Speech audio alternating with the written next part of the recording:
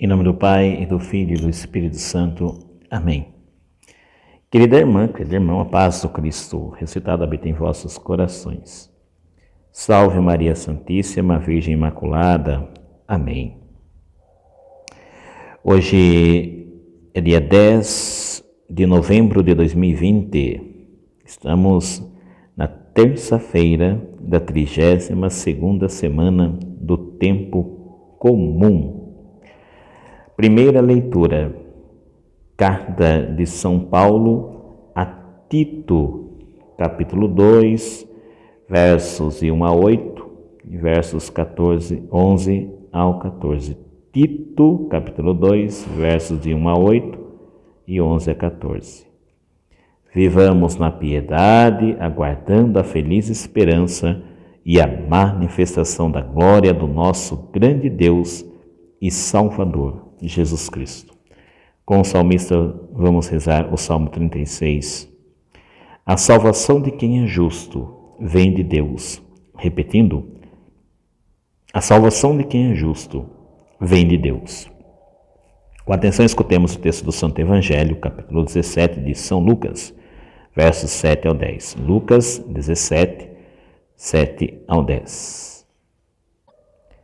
Naquele tempo disse Jesus: se algum de vós tem um empregado que trabalha a terra ou cuida dos animais, por acaso vai dizer-lhe, quando ele volta do campo, vem depressa para a mesa? Pelo contrário, não vai dizer ao empregado, prepara-me o jantar, cinge-te e serve-me, enquanto eu como e bebo. Depois disso, tu poderás comer e beber? Será que vai agradecer ao empregado, porque fez o que lhe havia mandado? Assim também vós.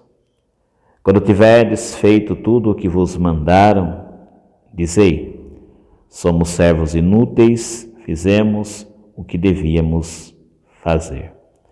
Palavra da salvação, glória a vós, Senhor. Que as palavras do Santo Evangelho perdoem os nossos pecados, assim seja. Que o Espírito Santo, doador dos 7 dons, ilumine nossa mente e nosso coração para bem compreendermos a palavra que nos foi anunciada. Paulo, com o coração zeloso de um bom pastor, se preocupa com a futura geração das lideranças e dos que irão compor as comunidades, porque ele, como os demais, uma hora vão passar, mas a igreja continua aqui enquanto Cristo não volta. Então, dentro das suas preocupações, está o zelo pela sã doutrina. Ele manda essa carta a Tito, pedindo ao seu discípulo que observe algumas coisas em relação ao cuidado e o zelo para com a comunidade dele confiada, exortando todas as categorias de pessoas, homens e mulheres, jovens, idosos, enfim, todos, a terem um comportamento, uma conduta condizente ao ser cristão. Que a doutrina sã, sadia, não seja manchada por conta de desvios na interpretação e principalmente no contra-testemunho por parte dos que pertencem à comunidade. Então ele manda orientação para todos, os idosos, as idosas, os jovens, os homens e as mulheres, enfim, para que eles observem e tenham uma conduta irrepreensível. Como é dito normalmente, quando você tem uma doutrina limpa, uma pregação limpa, ela será uma pregação saudável. Esse limpa é no sentido autêntica, sem corrupção, sem mancha, sem acréscimos desnecessários. Ou seja, uma pregação fiel ao que Cristo nos deixou. Porque uma pregação saudável limpa a vida, e uma vida limpa continua pregando de forma saudável. Então que nos mantenhamos fiéis à doutrina e demos um testemunho para não colocarmos a palavra de Deus em xeque, para que o mundo não tenha o que dizer de nós. Mas a gente não pode ligar o que o mundo pensa a respeito de nós. Sim, em relação a coisas que são da parte do mundo perseguição por si só, mas quando nos criticam porque a gente não vive o Evangelho, porque a gente prega e não vive, isso daí é um contra-testemunho nosso. A gente tem que melhorar com isso. A gente tem que viver na autenticidade aquilo que a gente prega, tá bom? O texto do Evangelho termina de uma forma assim muito clara. Jesus diz, contando, né, uma pequena historinha sobre como a gente se comportaria, né, como alguém que tem empregados à sua disposição se comportaria quando voltasse para casa. O comportamento seria de que o empregado receberia as ordens para poder servi-lo e não teria que agradecer ao empregado por isso, já que ele está fazendo a obrigação dele. Termina o texto dizendo assim: somos servos inúteis, fizemos o que devíamos fazer. Uma frase que algumas traduções tentam atenuar, amenizar, aliviar, mas é nessa crueza mesmo que Jesus disse. O que significa? Quem entende isso? Os santos entenderam isso. Quem é santo, quem procura viver segundo a palavra de Deus, entende isso aqui. A gente pode pegar vários exemplos. A gente tem São Paulo apóstolo, que disse que ele é o primeiro a necessitar da compaixão de Jesus, que ele foi chamado por Deus, não por merecimento. Então ele reconhece que ele é o primeiro que tem que ser corrigido, o primeiro que tem que ser purificado. É um gesto de humildade. Ele é chamado não porque é bom, porque é o cara, porque é melhor, mas porque a graça de Deus o alcançou. Se a gente pode olhar para São Francisco de Assis, quando disse assim, porque Deus o escolheu, é porque Deus não encontrou um pior do que ele. Olha que testemunho maravilhoso. E como foi a vida desse Francisco, né? Como foi a vida de São Francisco?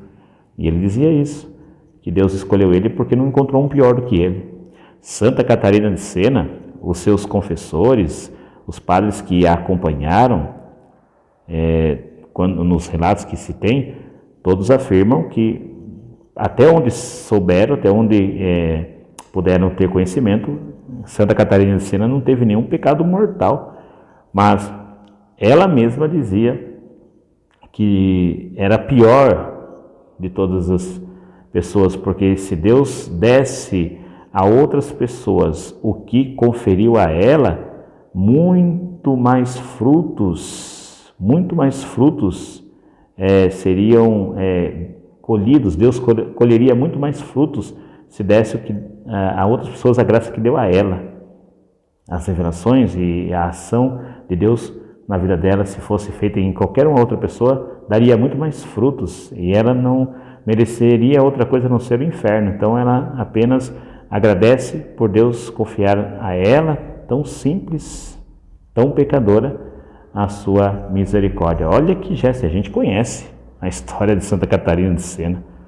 Que testemunho maravilhoso dessa santa. Mas olha o gesto de humildade. São os santos dizendo e vivendo na prática exatamente o que está aqui no texto do Evangelho. Reconhecem que a ação de Deus na vida deles é que fez possível o que eles realizaram. E eles só fizeram o bem porque Deus atuou neles. Servos inúteis, não fizeram mais do que a obrigação deles. Por pertencerem a Deus, não se espera outra coisa a não ser o bem. Então, quando a gente não pratica o bem, nós estamos vivendo a anormalidade do ser cristão. Quando a gente se deixa levar pelo ódio, quando a gente se deixa se levar pela má conduta, pelas más inclinações, pelos vícios, nós estamos, de certa forma, sendo uma monstruosidade de cristão. Não estamos sendo cristãos. Porque o natural de ser cristão, o normal, o que se espera de um cristão, é fazer o bem. Por isso que a afirmação no final das contas, quando tudo terminar e se vivermos uma vida em Deus, diremos também, com toda humildade, somos servos inúteis, não fizemos mais do que nós deveríamos fazer, ou seja, apenas cumprimos com a nossa obrigação. Deus nos conceda o dom da humildade para vivermos em nossa vida a vontade de Deus. O Senhor nos abençoe, nos livre de todo mal, nos conduz à vida eterna. Amém. Louvado seja nosso Senhor Jesus Cristo, para sempre seja louvado. Em nome do Pai, do Filho e do Espírito Santo. Amém.